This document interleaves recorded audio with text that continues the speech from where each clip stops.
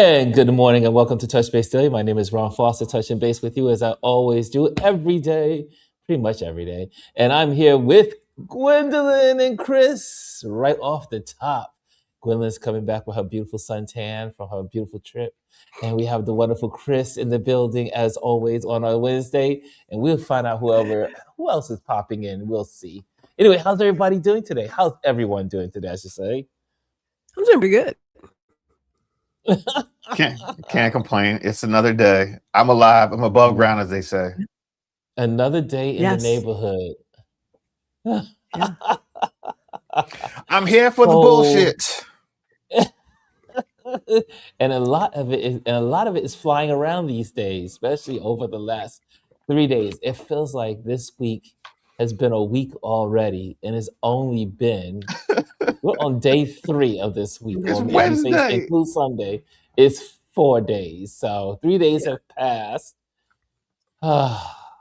Anyway, well, today, for those that don't know, we're going to start off with. We'll do that. Trump, I don't think about Americans' financial situation statement yesterday, which was absolutely quite honest and revealing, but not to us. We already knew that. None of us are surprised, but we'll talk about it briefly, and then we'll talk about some other stuff that I have lined up that we have been chatting in our little circle of connection. We have our little chat that we do, and I'm always informed by this wonderful crew of people that I hang out with online. When it gets started, it gets started. Yes, when it gets started, it gets started. So we're all here. And let's see who's in the building. Let's get some hellos in. And I see the first person in the building is our wonderful Hannah. She says, "Good day, Ron. Touch Base Daily family." And also, and the Silver. the silver. Come on with it. The silver goes to Gwendolyn. Have you been drinking? No. Because it is 5 o'clock there. I mean, I really. had wine last night. But that was it. No more wine. Even though Paul's going to a wine tasting, I said I decline. It's just fermented grapes. For now. Yes, it's just fermented grapes. Since and you already stomped some, so it's all good. Yeah, I've done a lot in this away from home, right? I actually stomped grapes. Can you believe that? Who could ever say they've stomped grapes? How many of us can? Chris is in the building. She said, Chris, all the way from Thailand, says Chris is ready to get it popping. Trump done pissed him off. Honestly, he doesn't piss me off anymore. He really doesn't. Yeah. Because I'm not surprised by anything that this troll says. He's a giant troll. Bryson says, "What's up, Ron? What's up, Chris? What's up, Gwendolyn? What's up, everybody? Happy Chicago Wednesdays. Freshing off from New York City. Fresh off from New York City, getting ready to get back to work." That's right. Bryson was on vacation. He was hanging out in New York City. Well, so good to see that. And so if you're in the building, make sure you hit the like. Make sure you hit subscribe if you're here for the first time or watching this for the first time. And if you hit subscribe, hit notifications, and that will allow you to know when we are on every day. Okay. So Gwendolyn, before we go into Trump's statement yesterday, I just like to say, welcome back home. We missed you. Yes. Appreciate it. It's good. It's one of those where you stop and say, you can definitely work. I think about how a lot of us were trained to work for somebody else. Everyone's not meant to be a creative and a freelancer, so I want to make sure that's clear. However, you can pick a job that allows you to do what you want to do when you want to do it. Like, it just makes sense. So, we were out. Mr. Jack is retired. I'm semi-retired. I'm not. Is really he officially? Oh yeah, is he officially? Yeah. Oh wow! Tell him I said congratulations. He's done. He's done. But he's going to do his freelance thing now. So there is that. Because he's, it's like you can't. You could stop, but like stop and do what? I spend my time volunteering. and I was with Moms and Muffins this morning. Moms and Muffins. Yes. Okay. Nothing was tossed at Gwendolyn today, so that's good. Oh. It was actually What does that quite mean? nice. I know, right? It was actually quite nice. But before we roll into Gankles, which I don't give him much attention. Like, I really don't. I don't. Mm. I'm looking at all these babies, right? I'm looking at all these babies, all these mothers, and I'm thinking, especially here in Texas, where they are literally working on dismantling public education and making it as worthless as ever, that at some point, you got to start voting as if your child's life depends on it, because it does.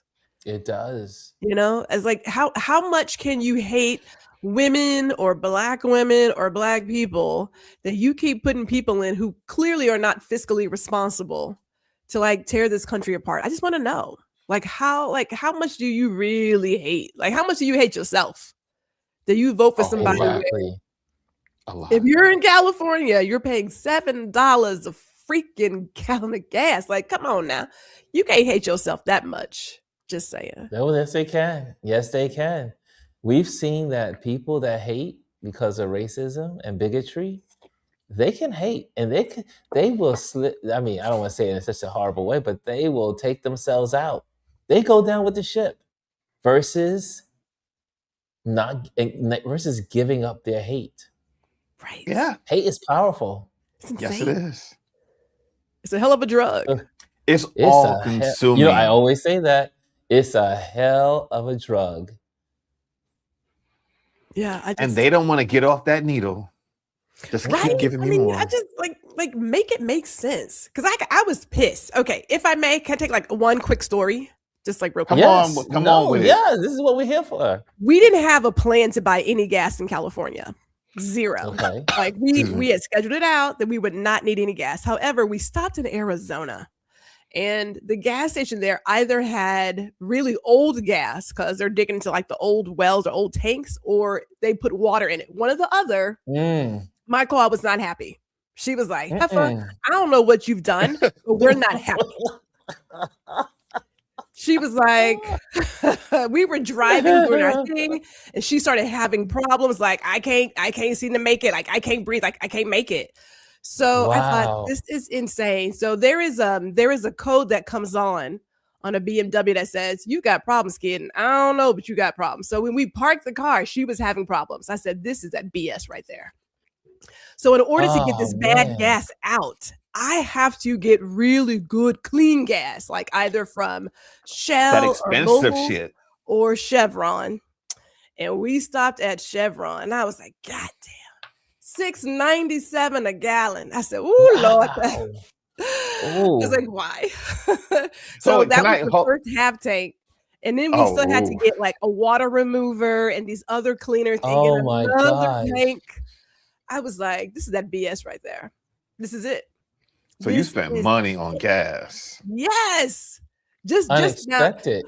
Now, of course, I can only go so fast. So normally, out in West Texas and out on the west side, you can go anywhere from like 80 miles an hour. That's in West Texas.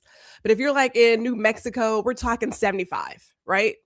I can't even do that. Like we had to go between 55 and 65 miles an hour. Because the car was suffering. It was suffering. So I am going 55 in New Mexico, and there's a lot of wind. And this car tries to pass me, and then he backs up, and then he gets behind me. I'm thinking, why are you getting behind me? Like, I'm literally crawling. All of a sudden, the lights come on. It's the freaking state trooper. Oh, why? Because you're going too slow? Over. And I was you're going too slow. You know, not mind you, it's like late at night. So it's like 11 something. Like I said, we're almost in El Paso. And so he's like, hey, do you know why I stopped you? I was like, I do not. He's like, well, you were swerving. I was like, how am I'm only going 55 miles an hour, okay? And it's windy out. He's like, well, you were swerving, so that's why I stopped you. And I'm thinking, I don't have time for this. I don't have time for it, mister.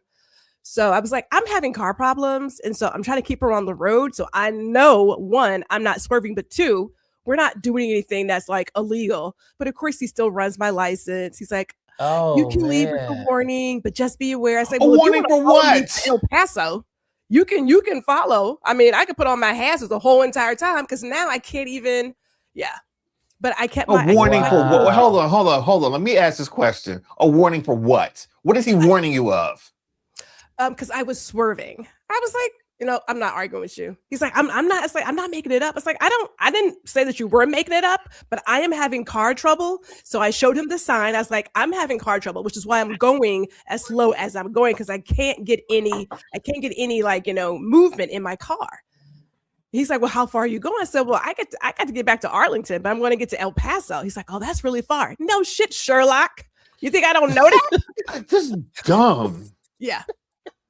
Yeah. So I was like, I don't have time for this. I know it's late. There's like no one Oh out there. I man. know I'm going super slow. So yeah, it can look like, well, maybe she's intoxicated. I was like, if he come with that BS, I'm going to be on YouTube. Like, really?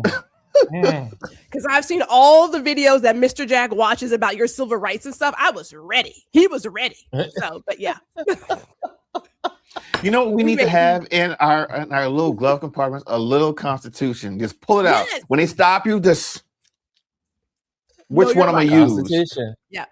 No, you're right. I think I'm gonna get one. Especially if we have a road trip coming up. Everyone should have the here. Constitution. Yes. I'm going to get one. Well, I don't need one here, but keep it. Yeah. Everyone should have a Constitution somewhere nearby. You can easily get them. They're free online. I'm gonna look for mine today.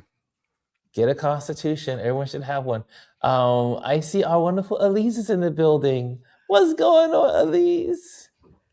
Hi, how are you all? Oh, there she goes. Can she hear us? Yes, I can hear you. I took I was muted at first and then I took it off, but I'm doing well. Okay. Just back from a walk, so. But I'm ready. Oh man, you're ready, right?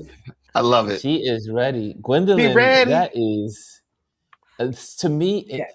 that's my biggest fear in America is being pulled over by police officers. It's just in the middle of the night, and it probably out in the middle of that way. nowhere. And it shouldn't be that way. We should feel comforted that a police officer is looking out for us. Why? But we've never had any evidence of that. No, I'm saying that we should in this utopia world. And you smoking that shit today. Maybe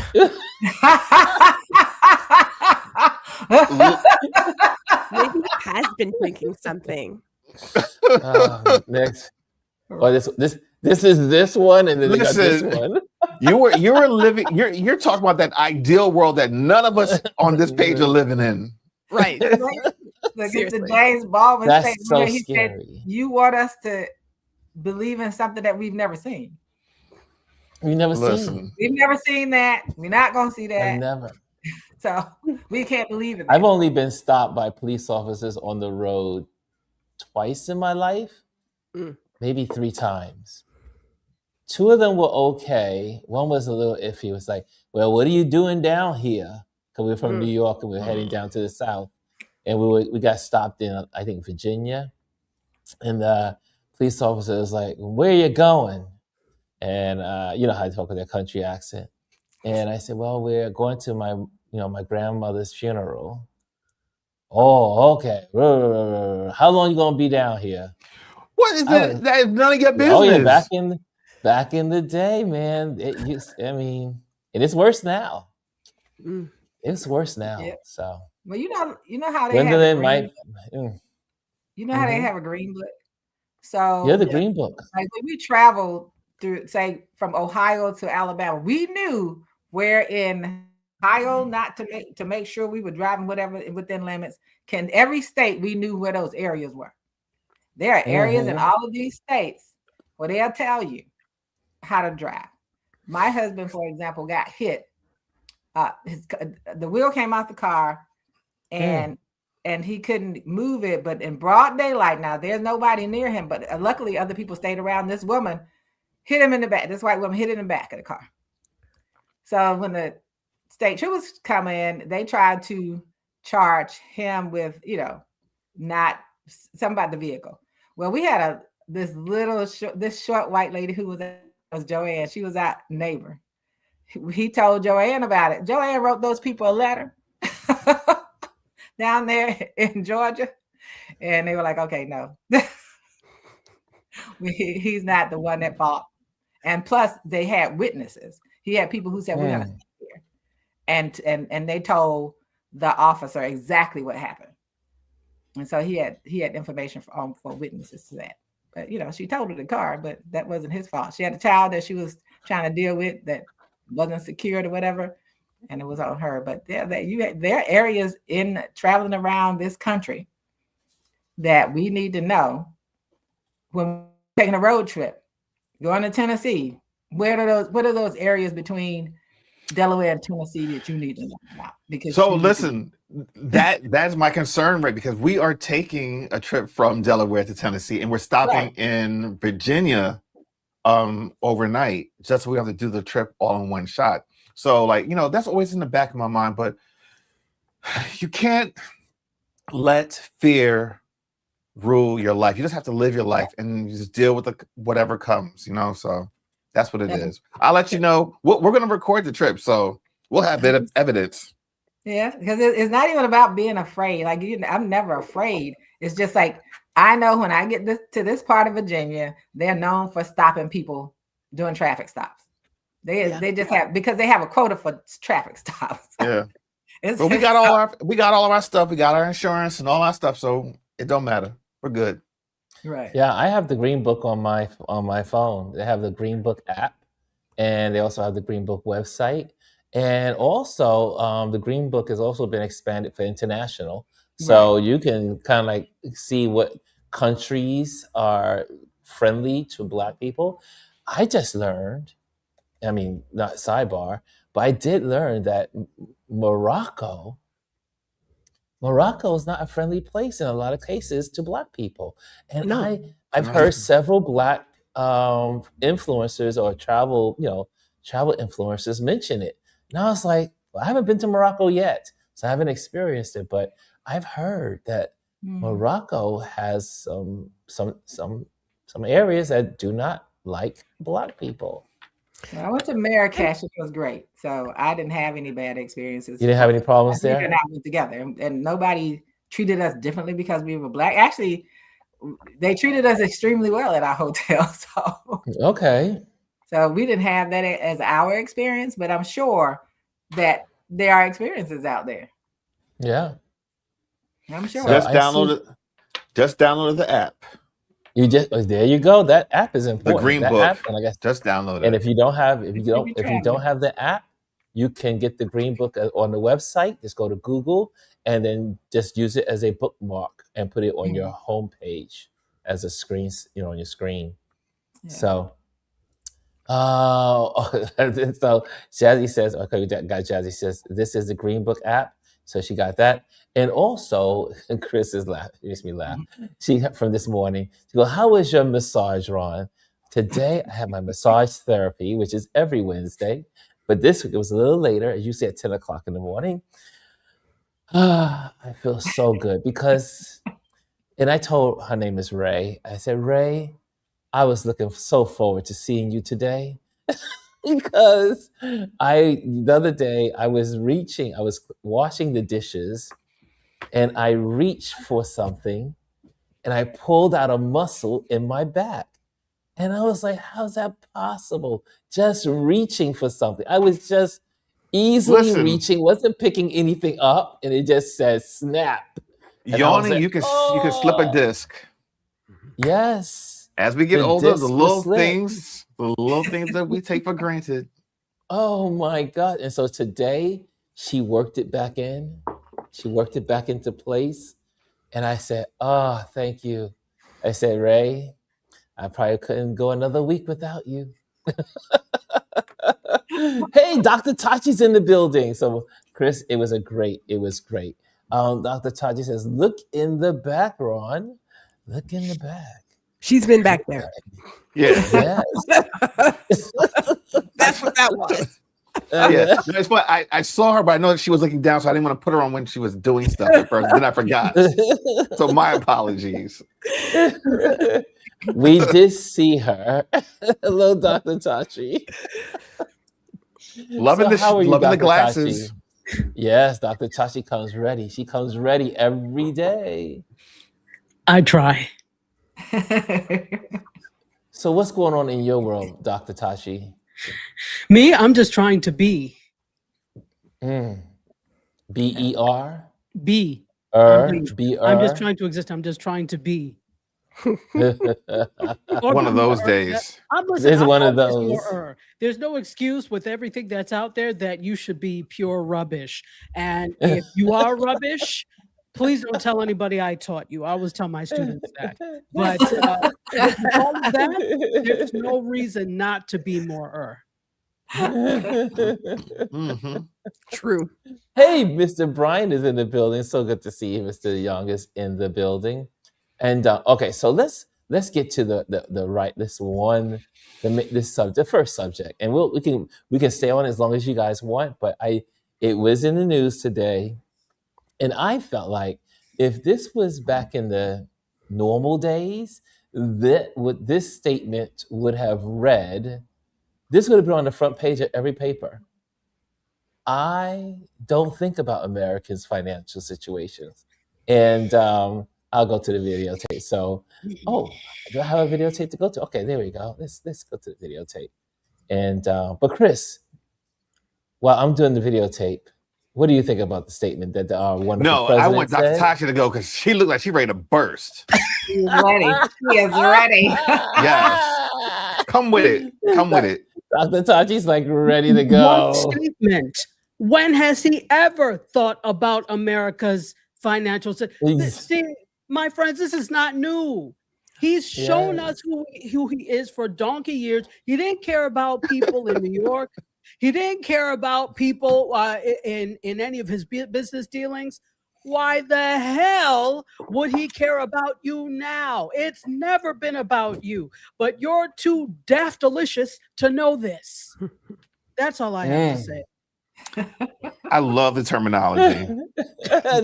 I love her words. Her words are great. Here we go. Oops.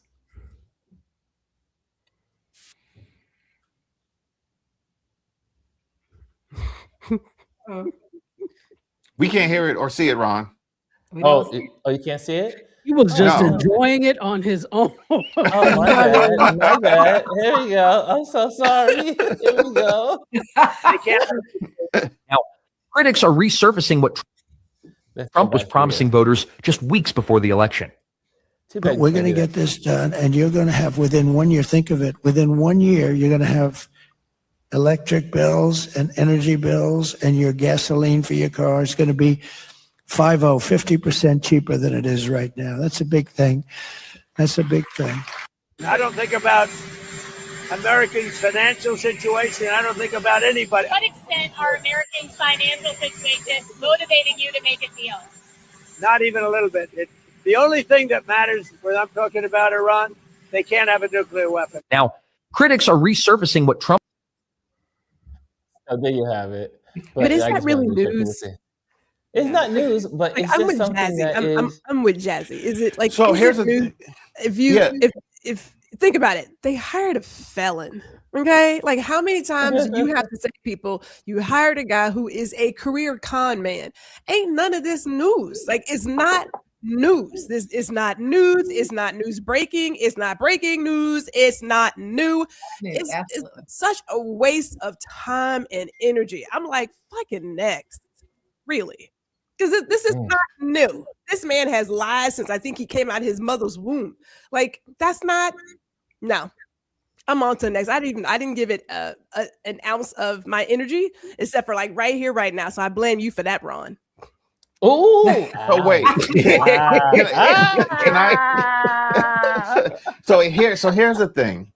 It's not news. It's not breaking news. But I think what it's important about this is that it is documented on camera with his own words in real time so that everyone can see it, including his cult followers. Yeah, they're going to spin it however they want to, but I think it's important to have it documented. Because to be honest with you, that's not news. We know that. We're not surprised. As a Virgo who keeps the Virgo. a Watch out for the cajillion Virgo. receipts. I go back to the question of, okay, so it's documented, and now what? Because you have your media people who talk about it like it's brand spanking new. They don't even push back on it. They don't question. They don't really probe or prod. Those cult followers, they are cult followers. They are deep in the flavor aid. They don't care. Them folks don't care. None of them people care. So having it documented does what? It was documented that he stole from people, that he is a felon with 34 felonies, that he has sexually assaulted people, that he even talks about his daughter in disgusting ways, and that didn't make a difference. What this gonna do? Like seriously? Really? May I? Have you been smoking Ron's Kush? I want to know. The views expressed by Dr. Tachi. are not anyway. So I agree, definitely. If it didn't do anything before, why will it do anything now? But I do want to talk about two things. Number one, you said since he came out of his mother's womb, he is a lizard. He was hatched from an egg. Number two, I think that part of the problem, this is cyclical and this is wider than just this. If you look at the training for journalists and news individuals, this is what the training is. So there is no training on how to deal with this type of thing in unordinary times. Generally, you're taught impartiality, etc. And I know we're in the age of opinion, not even just an informed opinion, but opinion as truth. And so what happens is, I don't think, and people can correct me if I'm wrong, but I don't think that schools of journalism, that houses or places of journalism are really holding students and journalists to task in terms of dealing with things like this. They're still being taught impartiality, etc., to report the facts. But when the alternative facts that are being spewed are harmful, the question is then, when do you as a journalist step in? Do you break that quote unquote journalistic fourth wall? It's a touchy thing. And so I'm not saying that I definitely think you should speak up and add facts where facts are supposed to be added, but I don't think that's something that's taught. That's something that's cultivated in the field. Yeah. Yeah, and what I want us to remember, because we're talking about this moment, this time, and when he said this, he has never cared about the people. You might want to take me down. Oh, yeah. He's never cared about the people. And I just want you all to remember what the man said before he was elected. He said, standing in one of his rallies, I don't care about you. I just need your vote. He said that out of his mouth. So the part is, so you put it out there, the percentage of people that support him are not going to do anything. They're going to keep doing what they do. And then, you let that stuff slide. You let it become normalized. And you're struggling. And it's the same rhetoric, we got to go back to the Bushes, and I mean the Bushes. So you go back to the Bushes. The first George Bush comes and he starts this whole thing with Iraq. He doesn't do well. His son comes in, makes up weapons of mass destruction. They send people in. They don't find anything. But we got to go in because they could have weapons of mass. Never had any. But you go in and destabilize that country. Iran, we have had them not have this. They inspected people. They told them that they weren't doing this. They told them. You then discontinue what Obama had in place, right? So that you can do whatever you and BB want to do. This has nothing to do with people. And plus, you got to understand you're dealing with a grifter, snake oil salesman, who is making money off all of this. They are all making money off of this. So this is about money. You got a whole caboodle of, and I said caboodle in a minute, whole caboodle of white rich men going to China. Speak on it. None of this is about us. None of it. This whole crap is, they said, well, why did he said, I got to make something up. Yeah. I don't want them to have a nuclear weapon. I'm making that up, sir, because your own people, your own intelligence told you that they were not imminent threat. They told you that before you started this, sir. Mhm. And he never cared about your finances. Never, ever. Look, here's the thing. He knows what he's doing. He knows what he has to say he knew what to say to get himself into office. In the beginning, it was about lowering gas prices, lowering food costs, being the best America ever, yin yang yang, this and that. And the moment he got into office, everything he said, he did the complete opposite. We haven't seen gas prices like this since before COVID, okay?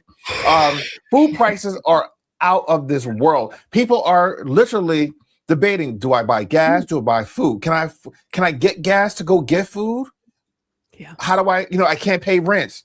People are putting groceries on those like afterpay type of services. Like you can't even afford to buy regular groceries. Then when you go in the store and you see the prices, it's just like, all right, well, do I need this? Can we do without this time? Maybe I'll get it next time. It is ridiculous.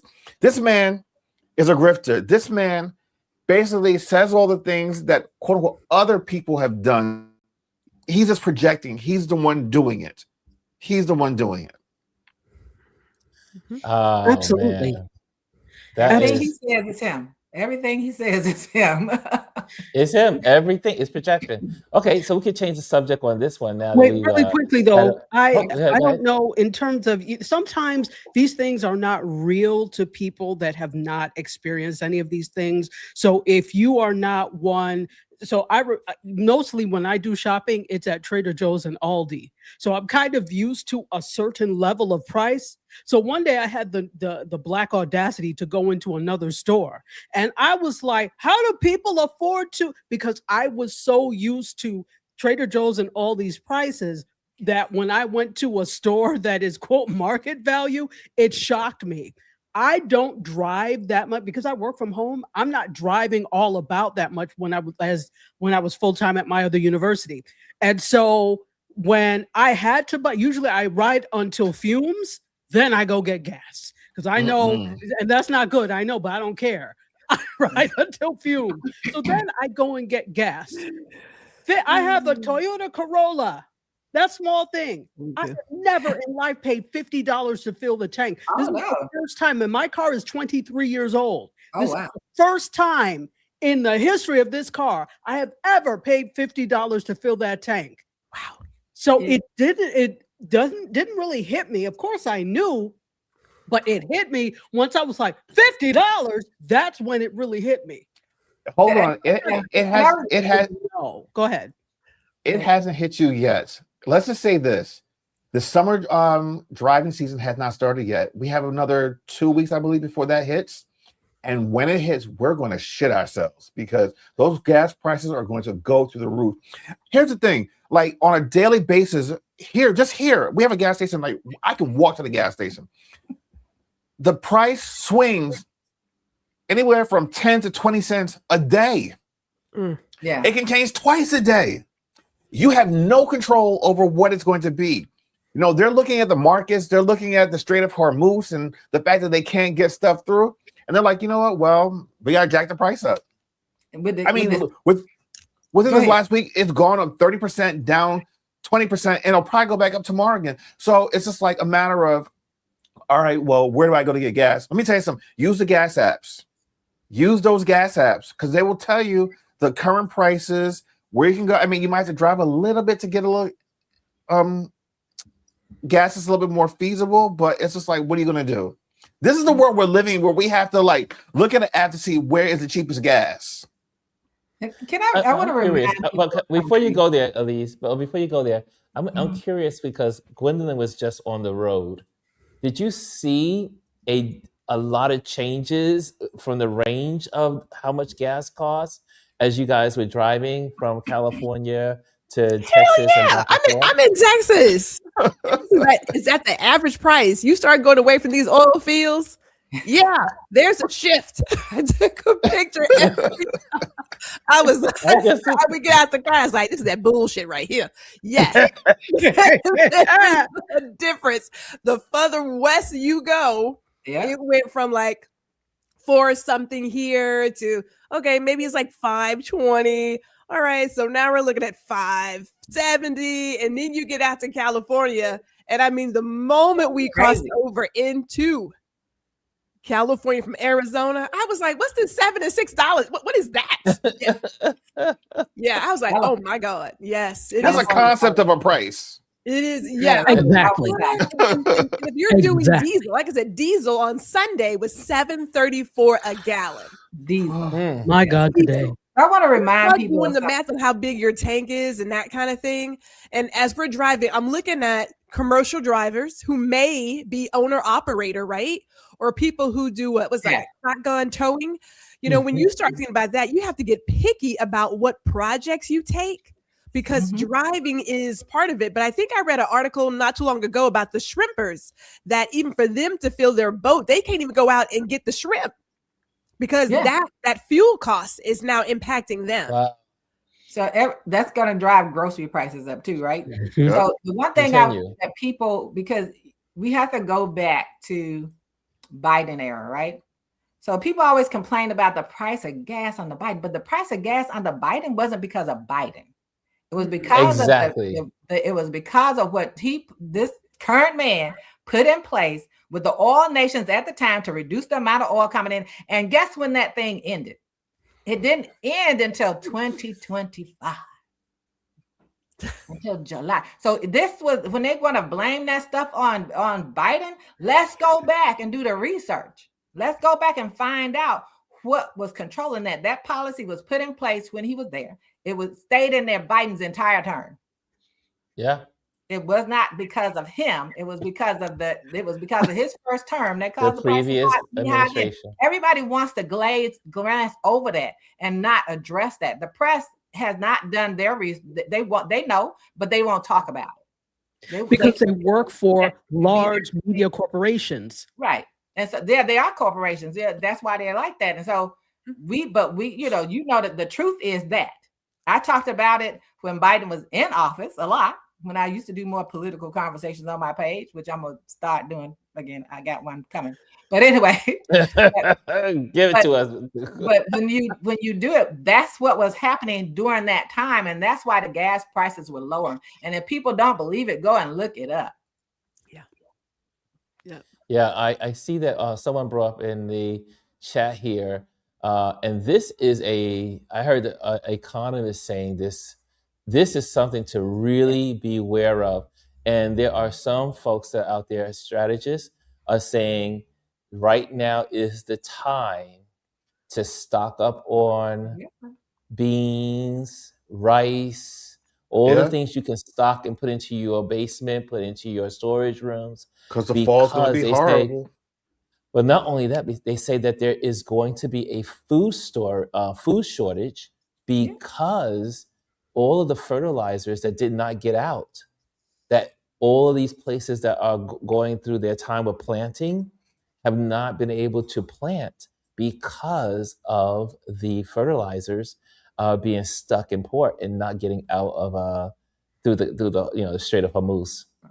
So that's like all over the world, right? Yeah, that's the whole world. I mean, well, what is 30% or 29%, something around there, of the world's food comes through there, as in the fertilizers. So they are saying that it's going to look really bad in 2027 is going to look really bad. Well, no, it's not 2027. I think starting in the fall, when you go to look at when they're supposed to harvest crops, there's not going to be crops to harvest because they didn't get a chance to fertilize the ground. They didn't plant as much, and there's nothing to harvest. Then we're going to have worldwide food shortages. Yeah. Can I just say something about food really quick? Yes. Can we even just talk about how the American serving size is way oversized? That part. Can we just talk about the amount of food we currently waste? Yep. Okay. Waste. Now, I was just on a cruise, and I really appreciate how Carnival has been very specific about reducing all the little fancy stuff, because it's like, nobody wants to eat it and we don't want to waste it. But then also the portion size is more realistic. You don't need a mountain of food just to throw it away. right? Can So when I you talk actually? about like what you really need to eat, we Americans, first of all, we are some overeating bitches. Can I just? We're I'm gonna say it. greedy. We're Big greedy. back. The average food size, the average serving size is so way over what is necessary.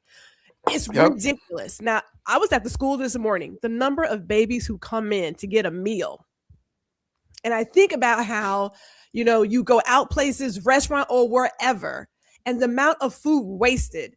I'm not saying that I want a food shortage. I just want us to be more intentional with what we're serving and how we're serving. Like this, we need to clean up some things. More importantly, I would like to stress that working as an individual is going to be your downfall. Now, I just said it 5,000 times. Get you some good people. Really. There are community gardens out there. There are places out there where they are coming together to grow really good, green, sustainable food. The whole idea of going out there, and I do believe in stocking up, but we've seen what happens when Americans freak out and buy like toilet paper. load of toilet paper. For what? For what? You don't have to do any of this by yourself. If you were still operating with the idea of it is me against the world, you have already lost. Because that's not going to get it in this era of living. You need to get with some good people. Find your good people. Be smart about how you're using your money. Now, when I worked in my previous life, when gas got really out of pocket, we started carpooling. And then we all said, look, some of y'all have to work from home. Like there's ways to figure out. Now, I'm not saying that today's business leaders are those people because they suck as is, but you don't have to let that impact you. Start thinking about how to get through the hard times. I believe in beans and rice. I can eat beans and rice all goddamn week. I'm okay. And you don't need much of it. It's very filling, right? But you don't have to do the whole, if I don't have it, I'm going to free. It's like, let's just really be smart about it. That's all. Yeah. Can I comment? Go ahead. Sorry. Go ahead. Can I comment on Chris's put her last comment back on the screen? Because here's the thing. These corporations, hotels, they are so and even restaurants are so wasteful. There are programs out there that will come to hotels and restaurants and pick up the leftover food and take them to food banks. But yet and still they insist, no, we won't even do that. We're just going to throw it away. Why waste that food when there's someone out there that is hungry that can benefit from it? I believe that you as a business model, and as a human being on the planet Earth, at the end of the day, if you know you're going to throw this food out, have someone come and pick it up and distribute it to people in the neighborhood. Why throw it away? There are people that are starving, that go to bed hungry, that can benefit from this. No one in this country should go to bed hungry. No one. Right. I agree. Same thing with grocery stores. I know Whole Food does shrinkage, which is, my daughter works at Whole Foods, and they try to send that out to some of the food banks and stuff like that. So same thing that they can do. You can get it through them and support people. People don't have to. We're in a country where no one should be going hungry. I get it. We have a shortage, but no one should be going hungry. We haven't a man-made. The problems we have now are man-made. Yes. This is something that people created that wasn't happening before this military offensive. So that's something that's created, right? And then now like fertilizer. Up in Alabama, I was telling my husband, I said, fertilizer. They rotated those fields and we had tons of pastures. So a lot of cow manure. But, and all of a sudden, the phosphorus that you destroyed smaller countries for is what they need to do it. And it can't get through the strait, and we can't do this. And farmers in America have long been paid not to grow food.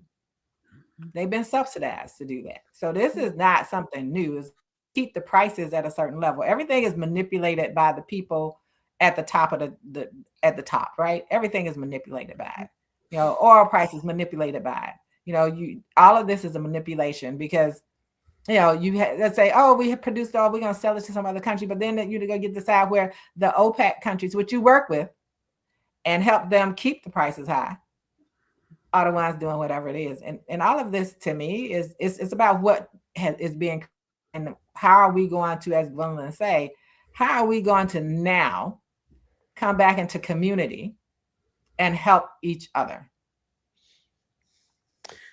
I have to 100% agree with what everyone has said. I think the thing to keep in mind here is that this mindset is something that has been entrenched for centuries. It was founded off of me.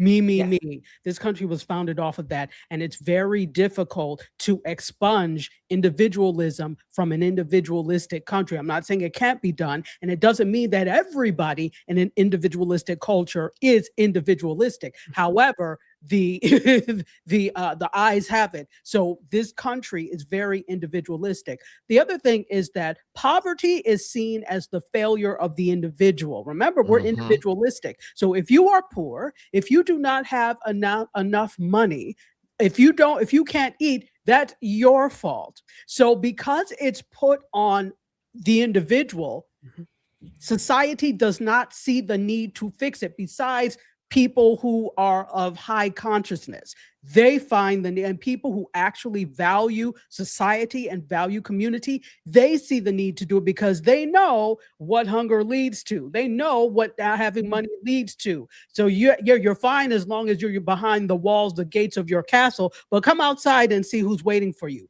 All of that leads to something else. But the average, first of all, I would have to say, the average very wealthy person, they're not so bright. They didn't get to where they are by their own merit. There were other people that helped to get them there. They really, in fact, didn't have to think. So that's not everybody, but that's a few. So they're not thinking on that level unless there's something in it for them, which is why they give so they can get a tax break. Not everybody, but most of them. So I think that this is a larger problem because of the type of society we live in. It is not collective on the whole. Individually, we have collective pockets, but on the whole, you are punished for being poor, and you are also punished for trying to solve the problem. Yeah, and to speak historically, the Black community has not always been that individualistic. They weren't correct. They were, you were in essence kind of groomed into it. And so I think we have to keep that in place, because I grew up where I lived in a community of people in Alabama. We made sure we took care of each other. We shared food. My father had a garden that he had in the back of the house. He shared that. What he didn't share, he sold. So he made money from some of those things. And it was always that way in community. So we always looked out for each other. So this is very not always the way it was. And we have to figure out how do we, because you think about who did the Great Migration. They helped each other with rent parties, all of those things to make sure that they were cared for. They moved away from that. So we have to think about that. Yeah. Can I add on to that? I believe that, like everything, the pendulum swings. The pendulum can swing so far to this other side that you realize it's harming you, it's not healthy for you, and you're sick of it. At some point, you get sick and tired of being sick and tired. And so it goes the other way. We are Gen X, at least I'm Gen X. So I understand community. I know what a neighborhood with knowing your neighbors look like, with borrowing food looks like, with buying as a group looks like. I understand that. I get it. Yes, these other generations were born into the Joneses, being like the Kardashians, and now they're upset that what was promised isn't happening. Okay, well, the pendulum swings this way. So you have to now ask yourself, are you sick and tired of being sick and tired? Because that life, it wasn't built for you. It was never meant for you. That was never the thing. What we have always done as a people is work as a group, work as a family. That's what we've done. Just because you've never had it doesn't mean that you can't get it today. Like, ask yourself why you can't have what you want today. That's the question. Nothing changes if nothing changes. If the path you're on is doing you dirty, pick another path. Is it going to be hard? Typically, the road less traveled is harder, but it's worth it. I know my neighbors. And I know my neighbors have gardens. I'm trying to get mine started because my green thumb is kind of brown, but I know my neighbors. And I also know in Houston, the number of Black farmers, community gardens who every Saturday open up the floodgates and say, let us teach you how to grow your own. All of that is out there. You got to ask yourself, where are you putting your energy? Now, I know cankles and these raggedy ass bitches are doing all the things to tear down democracy. I get that. I'm watching that, but I'm also planning for the future because my grandbabies have to still live here. Right. And I don't need them to have this current version of the US. So you get to pick and choose what you're going to do. May I ask Gwendolyn a question? Yes. So yeah, I was going to whether or not you gave me permission. So thank you. Thank you. Thank you. So you live in an area, as do I, where it's really easy to grow things because of the weather, etc. Where I want to know from you how you think, because here's the thing, here's the problem with this. People will go down that road when it's necessary, but as soon as it's no longer necessary, let's go back to work and let's stop doing this. What are your suggestions in terms of making it a lifestyle where it's not, because part of the problem is we only do things when they're necessary. We only do things as a reaction rather than a preemption. So in terms of growing and food and that type of thing, how do you suggest that we make it a lifestyle? Yeah. To make it a lifestyle. Okay, so I mean, my personal struggle, I think I have talked about. I was homeless for a hot minute. I suffered from food insecurity as a kid, and then I felt it again as an adult. And you get to a place of this, like all of this material stuff. Yeah, it's a nice to have. It's not a necessary to have, right? Mm-hmm. So even though we have had and lost and hadn't lost again, my mindset didn't go back to, let me go back to doing all the things. It's like, no. Let's not do that. For me, you really have to come to a place of where you start saying it's not worth it. I don't think it's an age thing that makes you do that. For some people, it could be, well, now that I'm older, I now want to spend more time with my kids. It's like, I don't have time for that. It could be a life experience that does it, but you got to ask yourself, I get up every day and I'm not feeling fulfilled. Surely the good Lord or whatever higher power didn't put me here just to work and never have any joy, right? Like, surely that's not it. Right. So for me, when it became, now what do I do? Well, I had to start figuring out some stuff. So I got to the bottom. I got sick and tired of being sick and tired and went that way. We're in that moment now. Like if you just get on social media, the number of people who were upset, and I'm going to say the youngins who were upset. The job market isn't what they thought it was. That job security, that AI or some immigrant has taken their job, that they see these other grifters who are flossing, that they have a Mercedes, E-Class at the age of 19 are like, well, why can't I have it? It's like, maybe that's not your dream. And I want to say, Dr. you and I talked about this, that we were given this American dream. That American dream is not yours.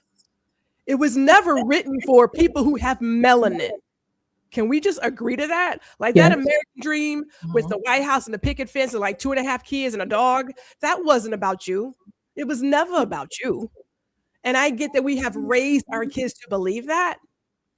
So you got to go back and say, okay, this current pathway for my children, for me and my family, it's not working. What is better? What are my roots? Where did I come from? Because I don't want what is currently happening. I don't want that for my kids. It's being the individual. It is literally being the odd duck sticking out. Now, I've stuck out all my life, so I guess it comes natural. But you have to say to yourself, what do you want more of? Do you want more joy, or do you want to keep being miserable and sick and tired and like not having joy? I mean, like you have to go there. Now, the community part is where you get to grow your sea legs and get it. There's a lot of people out here, and some of us have to let go. It is a mental thing. You got to let go of being liked by everybody, being in the in crowd, having your friends give you the permission to do what's best for you. You got to let all that go. But you're going to find your people. because I have found them. I'm in Arlington, but I got a whole social group in Houston that when I go down there, I am loved and I am welcomed and I am bringing back all kinds of knowledge up north. It's going to take, it takes a village, but you also have to be willing to open yourself up to some new ideas and try out something new. Like it's hard to walk away, if I may, from the matrix. Let me say it like that. Yeah, I like that. I'm going to say, here's a question. If I may toss something in there, is do you think?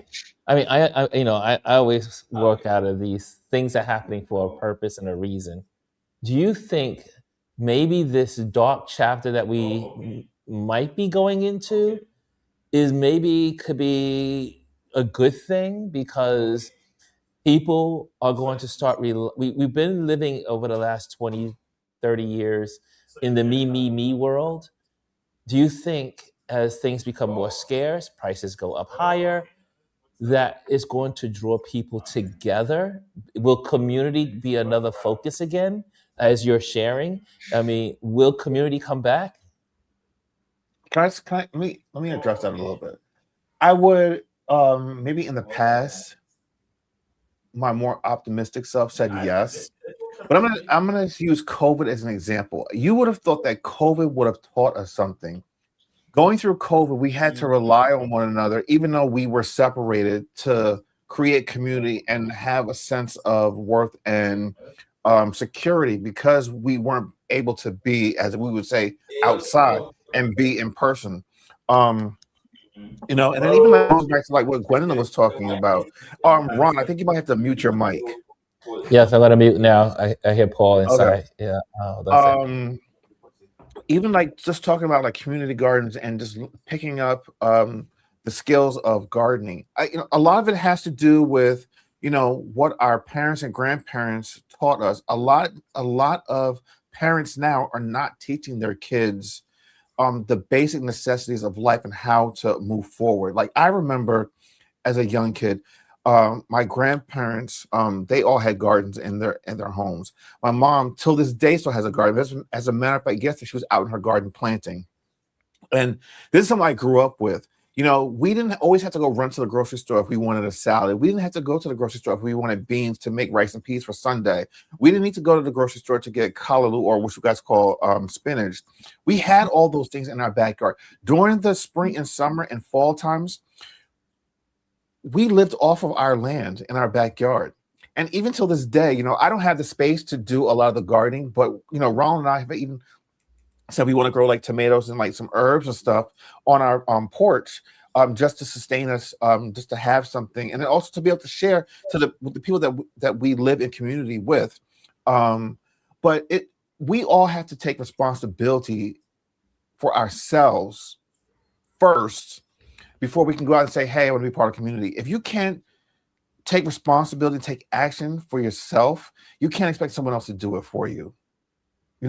And going back to what I started off with, it really starts at home. We as adults, we as parents, as grandparents, have to teach the younger children and young adults that, hey, here are things you can do.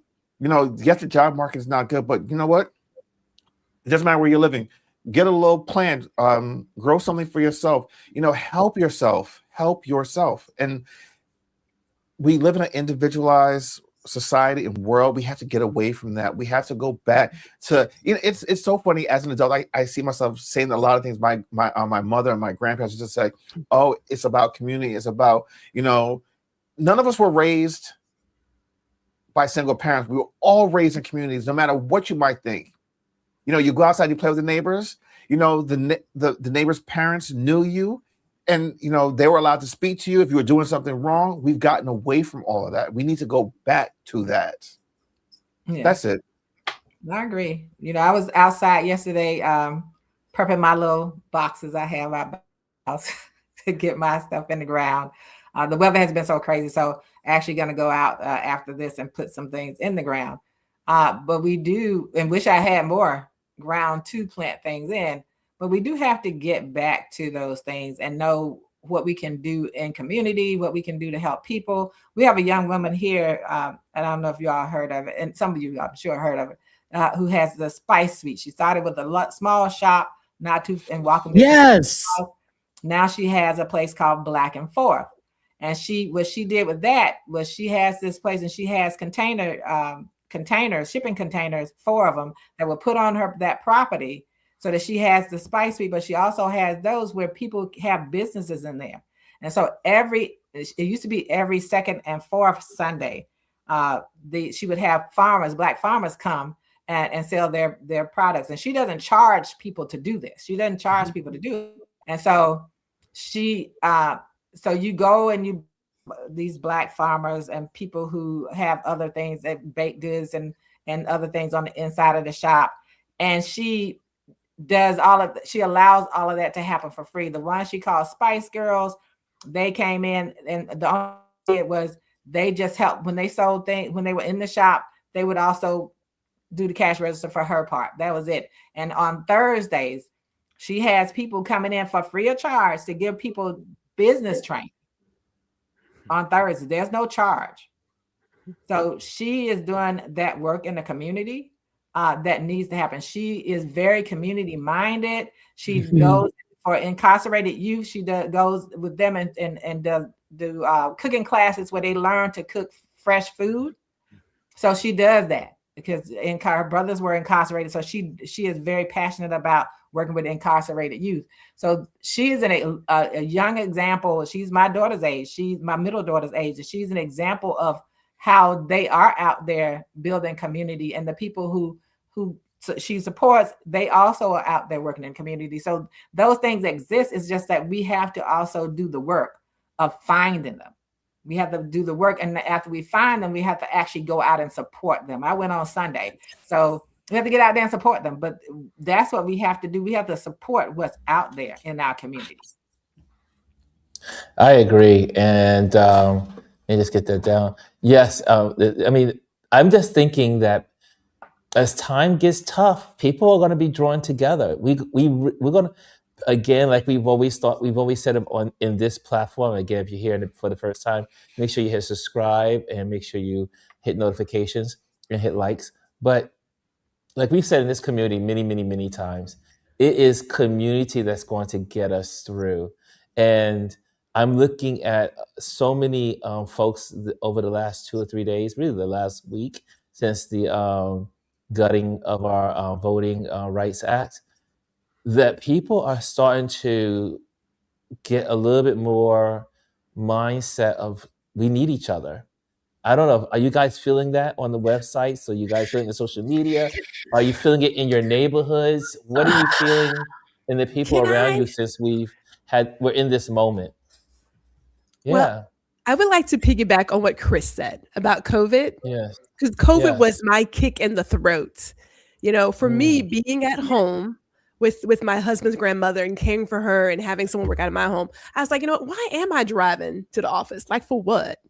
You know, like, why are we living the way we're living? Because it goes back to, as Anthony mentioned, this system is working the way that it was designed.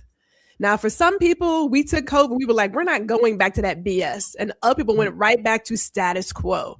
And then for the few businesses, it's like, yes, work from home. And now it's like, no, everybody has to come back to the office. If you don't come back to the office, I'm going to fire you. I'm like, fuck it, go find something else. The good Lord gave you a lot of talents, right? Now, I don't know, Ron, if it's hard times. I see this as a time of awakening. Personally, and y'all, please forgive me. These people out here who are trying to bring back Jim Crow 2.0 and who want to do these white-only neighborhoods and whatever else. Personally, I don't want to spend my money with nobody who don't appreciate me. I don't care. Take your white-only neighborhood. That's fine. Take it. That's like, do you take all of your people and go someplace. I don't want to spend my time there. I just don't. Right. And like, when people make these conversations, there is still, in my opinion, people who are wanting that sort of white person approval. I don't need that shit. I don't need it. I don't care. Right. I want to know where the people who appreciate me, who look like me, I want to know where they are. I want my dollars to stay in my community. I said that. I mean that. I want to know who's making what. I want to know where you got it from. I want to know who you're supporting. We talked about purchasing and operating from a social status or social mindset years ago in 2020. Some people were flaky, and we talked about Target. They made this big thing during 2020, how they're going to come and support the Black community, and all of a sudden they went silent. We don't have to keep playing them games. We ain't got to go back to that. We really don't. I ain't been to Wally World. We ain't going to Target. You don't have to spend your money there. You don't have to do it. If you're still looking for someone's approval, then figure that out. Talk to a therapist. But I see it as an awakening. Put your money in places that appreciate you. Let's try that for a chance. Put it in the restaurants you go to, the clothes you buy, the fragrances that you buy, the oils you buy, your hair care. Put your money back into your community and be done with it. Do I like going out and getting something here and there? Yeah, I do. But I know where my biases lie. I'm using my biases to go through that. We don't have to keep living life the way that those people design us to live that life. We don't have to do that. Right. It's not necessary. I don't know what has to happen for us to figure it out. Maybe another pandemic, maybe some massive shortage of something. But Miss Annalise has said it too. We have said it. You cannot say, well, I'm going to boycott this and do this and then turn right back around and go into that negative relationship. Let it go. You said that. I just told someone last night. I said, you want to know what? We live in Proverbs 26:11. That dog returns to his vomit. We got to stop going back to the vomit. We got to leave it out there. Once we leave it, we got to let it go. We got to be gone. We got to be done. And in the whole conversation of supporting people, we got to stop allowing them to make us feel guilty because we support each other. We got to stop it. Well, y'all said that, so that means that you're a racist. I'm not a racist. I believe in my people, and that means I should be supporting them. I can't turn my back on them because you trying to make me feel bad because I support people that look like me. We got to stop that. We got to stop allowing them to make us feel that way, allowing us to own who they are. It's all a deflection from what they've done over the years. That's what we're living through. And so we have to deal with it that way. And as far as the voting parts go, that's about the voting, the rights pieces. But we have to remember, we still vote. Yes. They didn't get rid of your right to vote. That's up to you. That's up to you. There are millions of us in this country who are not registered, and millions of us who did not vote. So let's focus on how we come together and talk to each other. How do we help people? What is it that we need to do to help each other?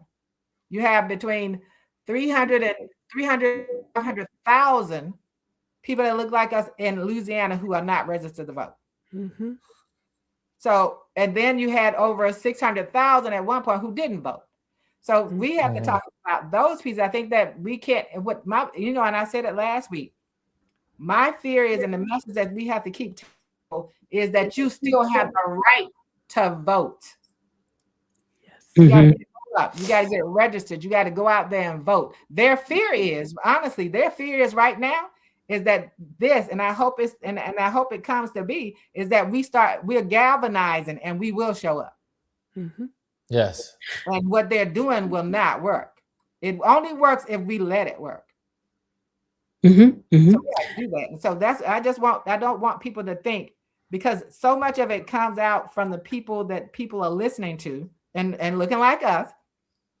It sounds so much like doom and gloom. Oh my God, they took it, they're voting right away and blah, blah. Honey, we can still vote. Please tell the people they can still vote. And tell them to start making sure they're still registered, making sure they know where to vote, because they really are, and you feel the way they want you to feel. They want you to feel frustrated and tired and exhausted. They want all of those things so that you don't show up. And we have to keep that. I think that's the one message. If no other message we have to keep alive is you still have the right to vote. And when you vote, you make sure you're voting for someone who is going to benefit you and not destroy you. Right now, this stuff is there purposely. The Supreme Court 6 is doing everything they can to destroy something out there. But the biggest part is they not destroying anything. What they should be doing, you ever seen X-Men? And the one where Apocalypse and Magneto was upset because they had killed his family, and he put his hand down the ground, everything started galvanizing together. That's what we need to be. That's what we need to be. Magneto. This whole thing, well, two things. So to that point, Ms. Aliz, I'm sure you all have seen it. This individual who is on this quest on social media to have the people buy Spirit Airlines. Have we seen that? Mm-hmm. Mm-hmm. So you all don't sound too enthused, but so we've seen we've seen that. I've seen it. But the big thing is, it's not even somebody came up, and it started as a joke. So it's not even the thing that somebody came up with this idea. It's the fact that people galvanized to pledge. Now, he hasn't collected all this, but there are millions that have been pledged towards this project. So it's interesting because then this has also led to a snowball effect in terms of other things. So there was another creator who came on and said, okay, well, and used him as a thing. He said, now, if we could do this for the airlines, why can't we do this, and this? And people are like, yeah, we can do that. Sometimes all it takes is for someone to point things out, and I'll give you a quick story, case in point. I was part of and still am, but I'm not really active in it. There was a group part of a group for women in academia, or women of color in academia. And so there was one time a professor came on and she was like, I've run out of my funding to go, and I really want to go to this conference in Europe. Does anybody know of funding sources? And people kept saying, no, but I'll keep my ear to the ground, and have you tried this? And I sat there, my face was like, because that group has 10,000 people in it. So I said, if we all pay dues to be part of this group, we would have money to go to conferences without begging others. What a great idea. To me, that was just common sense. But what I have to sometimes give people a little grace for is I can't measure them with the same ruler that I'm using for myself. Yeah, I thought of that, but some people have been so indoctrinated into systems and ways of thinking, they can't think outside of that narrow scope. Mm-hmm. So it's up to certain people to be able to point these things out. And does it get tiring? Yes. And do I say sometimes I'm not doing it? I say it all the time, and I often don't. But sometimes where I see it's going to be a benefit, that's where I quietly tap you on the shoulder and say, if we did this, this would work, because people often cannot see outside of their narrow scope. Yes. Yeah. Wow. And I know the NAACP is supposed to be having something tomorrow at 7:30. I believe so. It's online. It's around voting rights, of course. And they posted, and my questions, I had a couple of questions for them. So a couple of them was, were they going to talk about the number of people who did not vote and are not registered to vote? And then for the people who aren't registered and didn't vote, are you going to go into those communities and find out why and what do they need? Mm-hmm. Because that was the one thing that people kept talking about. They weren't going into these communities and finding out from people what were the hindrances and what did they need and how can we help with that. And I think, if they don't have I think what we have to stop doing is what Dr. talked about. We have to stop being reactionary. Yes. We got to understand what is the plan we need to have in place of how we address it. How do we talk to people to find out the hindrances? What do they need? What is it that you feel that you want and you aren't getting? And let's talk about that, because we don't know what impacted those 600,000 people and how they're made to feel within that state, because we haven't gone there to find out. I told my husband, all they need to do is tell me where to get on the bus that they're going to take me down there to find out. Because we have to find out the what. We can't keep saying beating them up. We got to find out the why and the what. And I think that's what the organization needs to do is to not, because they're very reactionary, right? They'll put you out there. The same thing happened with integration. They put you out there, but they didn't count on the people just close the schools down, right? They didn't count on the aftermath. They worked with certain school districts only if they agreed wanted to be integrated. And so you have to understand what the bigger picture is. And once they come out as a voice, they don't just need to harp on the one to talk about what the plan and the strategies are. Because what I said to my husband about two of the people who are now seemingly speaking different, Tucker Carlson and Marjorie Taylor Greene, they didn't have a change of heart. They had a change of strategy. Yeah. They're still who they are. Yep. Oh, so yeah. Strategy. And we got to, people However, always say, they playing chess. We playing checkers, they playing chess. Why we keep playing that's their right. game? Period. Why are we playing either one of those games? Somebody I saw said, let's play spades. That's what we know how to play. And also one of those have left the country. Did you hear? So Marjorie Taylor Greene is no longer in the United States. Who accepted her to this country? She left. But wait, Costa Rica. She's in Costa Rica. All money is not good money. Let's just say that. But anyway, we're going to close it here. But I want everyone to share what they got coming up so that people know. Share your website or your YouTube channel or your Instagram so people can know what's coming up. I know, Gwendolyn, you have Girl Listen coming up soon.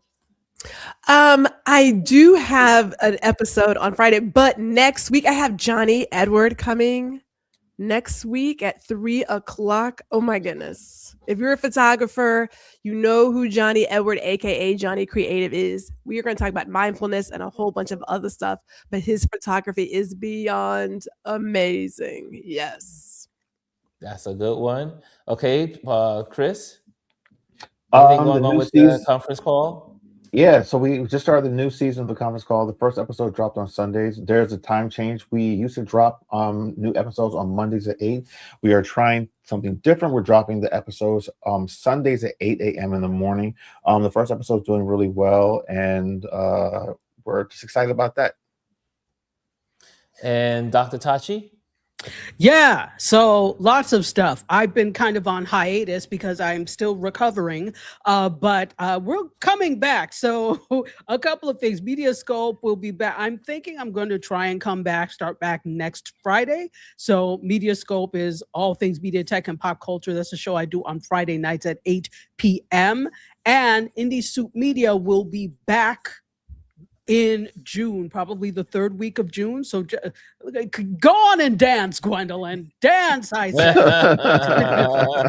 So Indie Media will be back the third week of June. And for those of you that don't know it, that is the network that all of us participate in. That is independent content for independent content creators, with new creators coming up and all of that. So watch out for that on YouTube.